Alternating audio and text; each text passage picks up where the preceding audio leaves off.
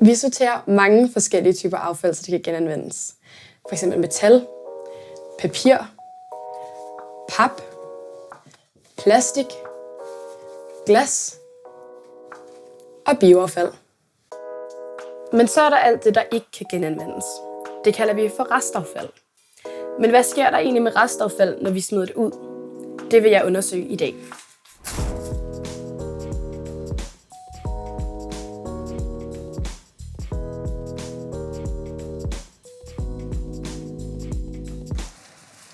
Hej. Du må være Kim. Det er jeg. Kan du fortælle lidt om den skraldebil, du kører i her? Det er en tokammer. En tokammer? Tokammer. Hvad betyder det? Det vil så sige, at det, du sorterer i din spand, det sorterer vi også i bilen. Okay. Og så bliver det delt op, hvor vi kan læse det af hver for sig. Så når jeg smider min restaffaldspose ud i containeren, hvad sker der så med den? Så kommer vi og henter det, og så bliver det sorteret bag i bilen i hver sit kammer. Og så kører vi det ud på forbrænding, hvor vi så læser det af. Og så bliver det så til fjernvarme derfra. Vil du med at se, hvordan det fungerer? Ja, det vil jeg gerne. Perfekt.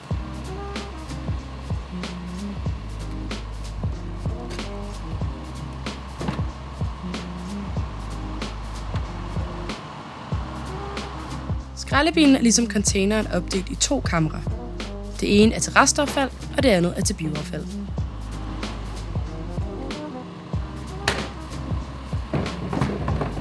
Det var det.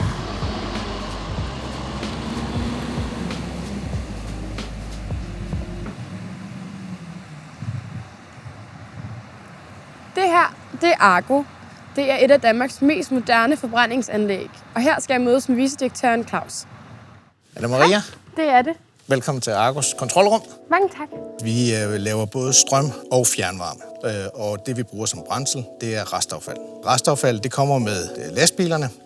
Enten kommer der nogle, det vi kalder en tokammerbil med dagrenovation, eller også kommer der almindelige lastbiler med erhvervsaffald. Og det, der er mest interessant, det er dagrenovationen. Der er 2 kamre i de her biler, som kommer, og de kører så først herind i aflæssehallen, og så tipper de restaffald af i en af vores 2 siloer, og så kører de om til en anden silo, hvor vi håndterer vores madaffald, som ikke bliver behandlet her, men som kan omlastes og videre til en biogasproduktion.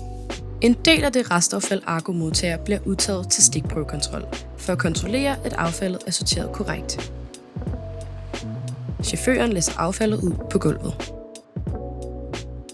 Her bliver det vurderet, og personalet udfylder et elektronisk stikprøvekontrolskema. Hvis alt er, som det skal være, skubbes det i siloen. Hvad er det så, vi står foran lige nu? Jamen, det er vores silo, hvor vi opbevarer vores restaffald. Der er næsten 1000 kvadratmeter i areal, og her, hvor vi står på toppen, jamen, der er faktisk 33 meter helt ned til bunden.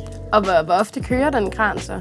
Jamen, den skal køre lige så længe, som anlægget kører, så i virkeligheden 24/7, 365 dage. Så når vi er i normal drift, så skal der køre en kran hele tiden.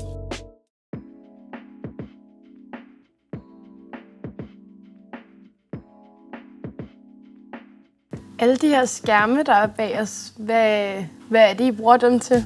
Jamen, det er det herfra, vi kontrollerer vores 2 ovenlinjer. Så vi kalder det et SAO-anlæg, der står for styring, regulering og overvågning. Men det er simpelthen en stor computer, som kan overvåge vores anlæg.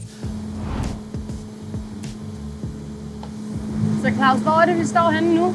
Jo, vi står nede for enden af resten, og hvis du kigger ind her, så kan du se, at det er herinde selve forbrændingen, den foregår. Det er herinde, vi har ilden. Selvom affaldet brænder ved omkring 1150 grader, er det ikke det hele, der brænder. Det, der ikke brænder, hedder slagge.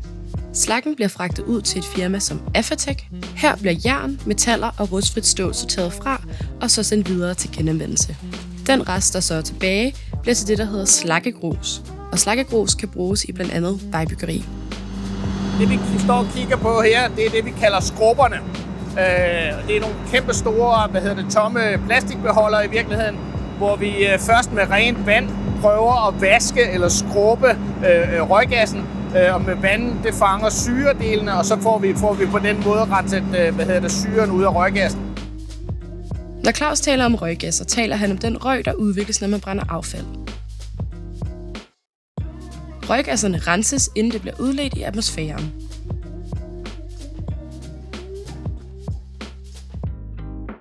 Så Claus, jeg er lidt spændt på, hvad det er for en dør, du har fundet her. Ja, det kan jeg godt forstå. Det vi skal ind og kigge på, det er, hvor vi har turbinen. Så det er herinde, vi har vores strømproduktion. Men det, man skal forestille sig, det er, at vi har noget damp med en høj temperatur og et højt tryk. Og det leder vi så ind i den ene ende af turbinen.